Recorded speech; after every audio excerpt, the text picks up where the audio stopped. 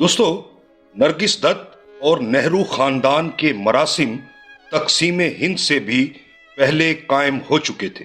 नरगिस और उनकी मां जद्दन बाई पंडित नेहरू की परस्तार और उनके सियासी वियन की कायल थी।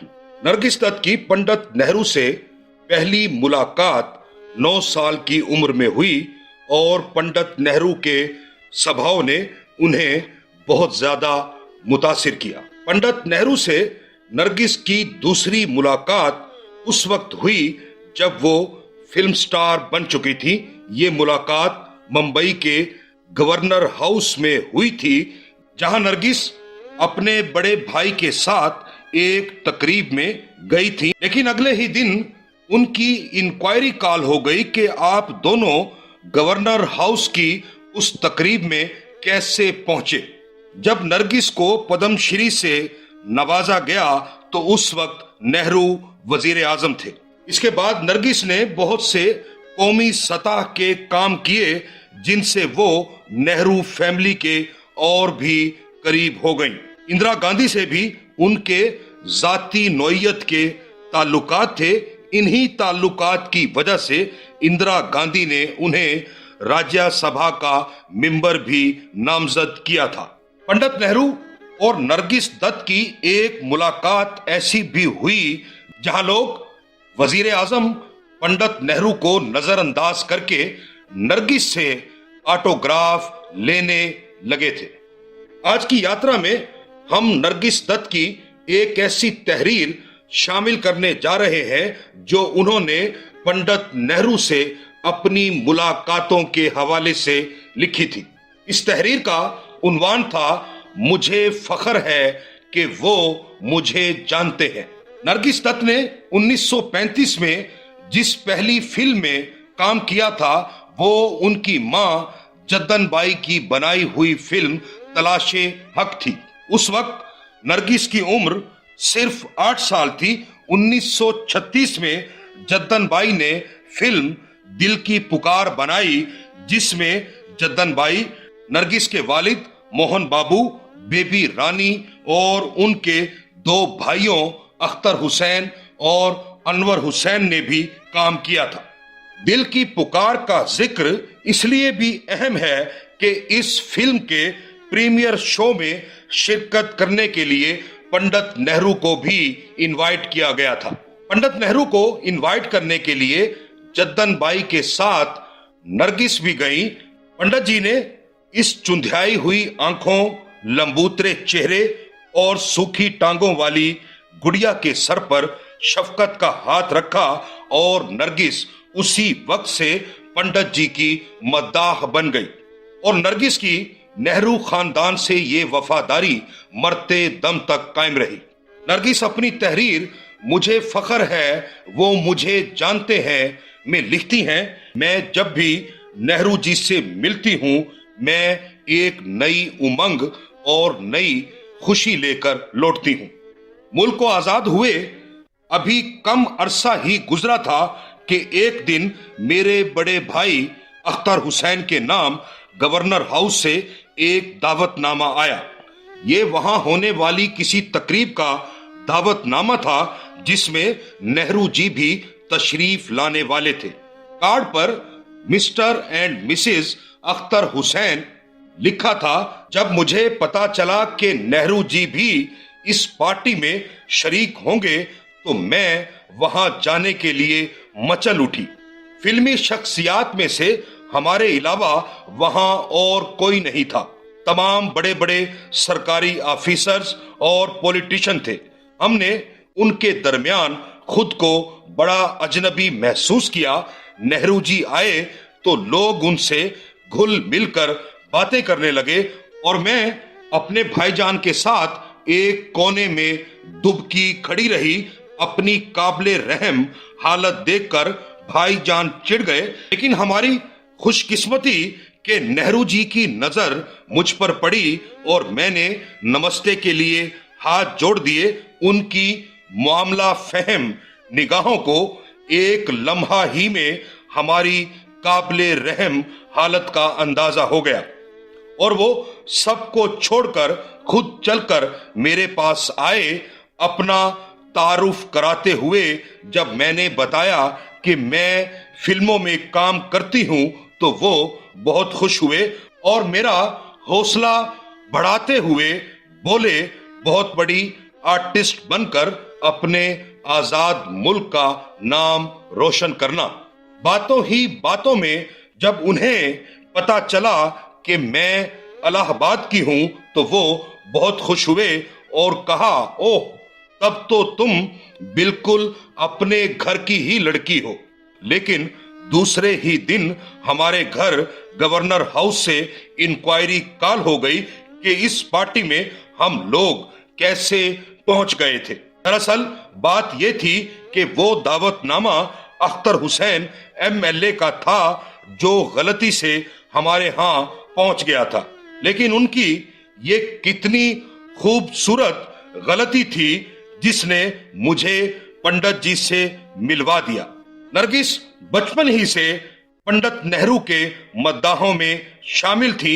इसी तरह पंडित नेहरू जो फन को समझने का आला ज़ौक रखते थे भी नरगिस के मद्दाह थे और वो इस बात को महसूस किए बगैर नहीं रह सके कि नरगिस दीगर फिल्म स्टार से बहुत मुख्तलिफ है। 1962 में नरगिस ने अपने शौहर सुनील दत्त के हमरा कल्चरल टूर किए और सरहद पर जाकर हिंदुस्तानी फौजी जवानों की हौसला अफजाई की और ये सब कुछ अपनी जान का रिस्क लेकर किया क्योंकि चीन उस वक्त आसाम की सरहद तक पहुंच चुका था। ये बातें भी पंडित नेहरू के दिल पर असर कर गईं। नरगिस दत्त लिखती हैं, जब मुझे पद्मश्री अवार्ड दिया गया उस तकरीब में पंडित नेहरू भी मौजूद थे। अवार्ड लेने से पहले अवार्ड लेने की रिहर्सल की गई, लेकिन जब मैं राष्ट्रपति से अवार्ड लेने के लिए बढ़ी तो कदम दाएं बाएं रखने में कुछ गड़बड़ हो गई। मैंने सोचा किसने ध्यान दिया होगा, लेकिन उस वक्त मेरी हैरानी की इंतहा न रही जब नेहरू जी खिलखिलाकर बोले, बड़ी एक्ट्रेस तो बनती हो, मगर इस वक्त कितनी नर्वस हो गई थी, बाईं तरफ कदम रखना ही भूल गई। शर्म की लाली मेरे चेहरे पर दौड़ गई, लेकिन उसी वक्त मेरा हौसला बढ़ाते हुए बोले कि कोई बात नहीं, भारत रत्न का एजाज लेते हुए मेरे साथ भी ऐसा ही हो गया था। नरगिस दत्त मजीद लिखती हैं, मुझे वो लम्हा भी याद है जब मैं नेहरू जी से मिलने उनकी रिहाइश गाह पर गई थी। उस दिन बहुत से स्टूडेंट्स भी पंडित जी से मिलने आए हुए थे। गुफ्तगू के दौरान पंडित जी मेरे साथ ही बाहर निकले। मुझे देखते ही स्टूडेंट्स ऑटोग्राफ लेने के लिए मेरी तरफ लपके तो मैं खुश होने के बजाय झल्ला उठी।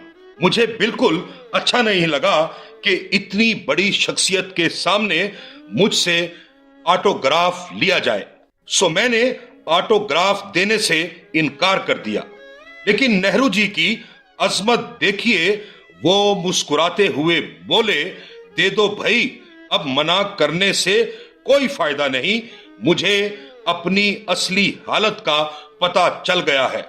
और सब खिलखिलाकर हंस पड़े। दोस्तों, हम अपनी एक पहली यात्रा में नरगिस दत्त और पंडित नेहरू के ताल्लुकात के बारे में बात कर चुके हैं और ये भी बता चुके हैं कि नरगिस की पंडित नेहरू से पहली मुलाकात 9 साल की उम्र में हुई थी। नरगिस बचपन ही से पंडित नेहरू की मद्दाह थी। इसी ताल्लुक की वजह से नरगिस और इंदिरा गांधी की दोस्ती भी परवान चढ़ी। नरगिस अदाकारी छोड़कर समाजी कामों की तरफ आई तो ये दोनों और करीब आ गईं। नरगिस ने 2 बार इंदिरा गांधी की इलेक्शन कैंपेन में हिस्सा लिया। इमरजेंसी के दौरान भी नरगिस पूरे कद के साथ इंदिरा गांधी के साथ खड़ी थी। संजय गांधी की डेथ के वक्त नरगिस एक मां की तरह फूट फूट कर रोई।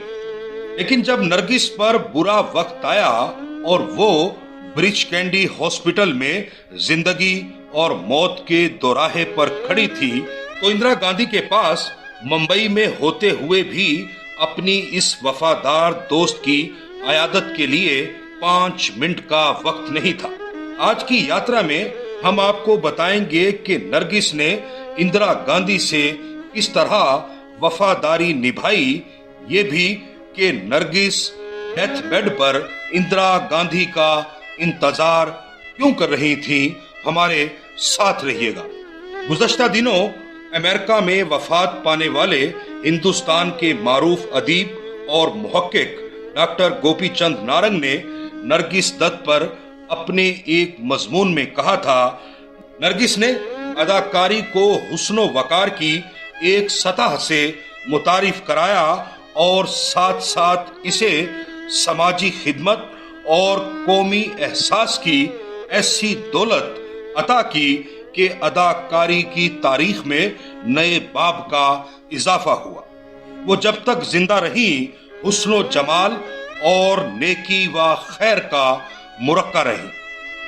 नरगिस एक मुखलिस और हसास खातून थी, इसलिए एक दर्दमंद इंसान की तरह समाज के हर तबके के मसाइल हल करने की कोशिश करती थी।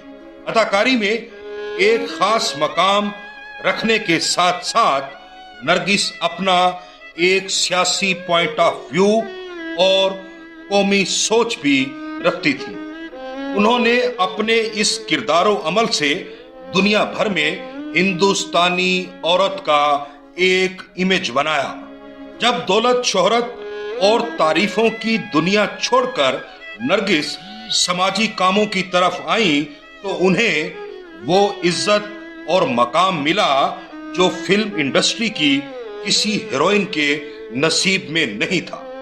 नरगिस बचपन ही से पंडित नेहरू की मद्दाह थी। पंडित नेहरू जो फन का आला ज़ौक़ रखते थे, भी नरगिस के मद्दाह थे। 1962 में नरगिस ने अपने शोहर सुनील दत्त के हमरा कई कल्चरल टूर किए और सरहद पर जाकर हिंदुस्तानी फौजी जवानों की हौसला अफजाई की। इन्हीं बातों की वजह से नरगिस और इंदिरा गांधी के दरमियान दोस्ती का आगाज हुआ। फिल्म इंडस्ट्री से अलग होने के बाद नरगिस समाजी कामों की तरफ आई तो इंदिरा गांधी के और करीब हो गई और जबरदस्त सपोर्टर बन गई। 1977 के इलेक्शन में सुनील दत्त और नरगिस ने कांग्रेस के उम्मीदवारों की कैंपेन चलाई।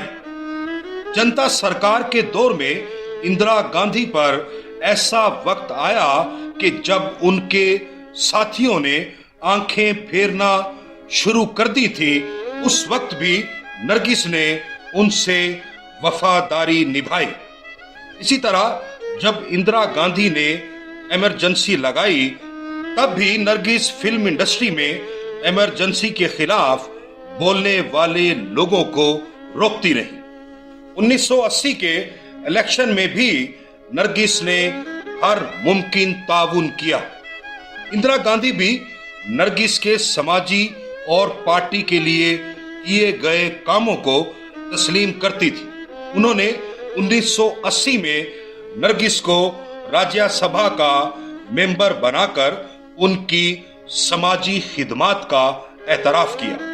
नरगिस एक तरह से इंदिरा गांधी के परस्तारों में शामिल थी। उनका ख्याल था कि इंदिरा गांधी के अलावा कोई और मुल्क की क़यादत नहीं कर सकता। मारूफ तरक्की पसंद फिक्शन राइटर कृष्ण चंद्र की अहलिया सलमा सिद्दीकी, जो नरगिस दत्त की गहरी दोस्त थी, भी इंदिरा गांधी की मद्दाह थी। नरगिस और सलमा सिद्दीकी की गुफ्तगू के दौरान एक मुश्तरका मौजू इंदिरा गांधी हुआ करती थी। सलमा सिद्दीकी नरगिस पर अपने एक मजमून में लिखती हैं, मेरी और नरगिस की गुफ्तगू का मौजू आमतौर पर इंदिरा जी की जात होती थी। मुलाकात होने पर बगैर नाम लिए कुछ इस अंदाज की गुफ्तगू होती। नरगिस कहती, मैं दिल्ली गई थी। मैं पूछती, मुलाकात हुई? नरगिस रोशन आंखों के साथ बताती, जी हां। मैं पूछती, कैसी हैं? नरगिस कहती, बहुत अच्छी लग रही थी। मैंने पूछा, कितनी देर मुलाकात रही? नरगिस ने कहा, बहुत मसरूफ थी, फिर भी मिल ली। संजय गांधी की डेथ पर नरगिस गम से चूर चूर थी, फूट फूट कर रोती रही। बाज़ मामलात में ऐसा लगता है कि नरगिस ने आउट ऑफ दी वे जाकर भी इंदिरा गांधी को सपोर्ट किया, लेकिन जब नरगिस पर बुरा वक्त आया तो इंदिरा गांधी मुंबई में मौजूद होने के बावजूद भी अपनी इस वफादार दोस्त और साथी की अयादत के लिए सिर्फ 5 मिनट का वक्त नहीं निकाल सकी थी। हालांकि नरगिस ब्रिच कैंडी हॉस्पिटल में इंदिरा गांधी का इंतजार कर रही थी। नरगिस दत्त के वो करीबी लोग जो नरगिस की कांग्रेस के लिए खिदमात से अच्छी तरह वाकिफ थे, उन्हें इस बात की बहुत तकलीफ हुई कि इंदिरा गांधी जिंदगी और मौत के दोराहे पर खड़ी नरगिस की अयादत के लिए 5 मिनट का वक्त भी नहीं निकाल सकी थी। मारूफ अदीब और फिल्म राइटर राही मासूम रजा, जिन्होंने रिसाला फन और शख्सियत का नरगिस दत्त नंबर कंपाइल किया था, लिखते हैं, नरगिस की बीमारी के दिनों में इंदिरा गांधी मुंबई आई हुई थी। इस बीमारी के दौरान भी नरगिस को यह ख्याल था कि वो उन्हें देखने ब्रिच कैंडी हॉस्पिटल आएंगी। नरगिस ने नर्सिस से यह भी कहा कि कमरा ठीक ठाक कर दो, शायद मिसिस गांधी आए, मगर मिसिस गांधी नहीं आई। उनकी तरफ से फूलों का एक गुलदस्ता आया।